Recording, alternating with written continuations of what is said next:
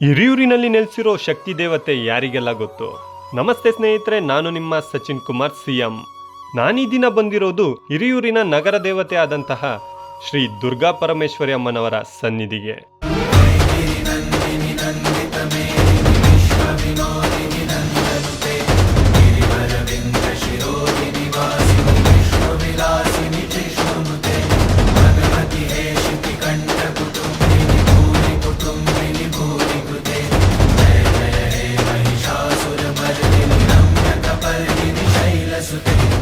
ಈ ಕ್ಷೇತ್ರದಲ್ಲಿ ಅಮ್ಮನವರ ಬಲಭಾಗಕ್ಕೆ ಬೇವಿನಳ್ಳಮ್ಮ ಮತ್ತು ಎಡಕ್ಕೆ ಶ್ರೀ ಕಾಲಭೈರವರು ನೆಲೆ ನಿಂತಿರೋದನ್ನ ನಾವಿಲ್ಲಿ ಗಮನಿಸಬಹುದು.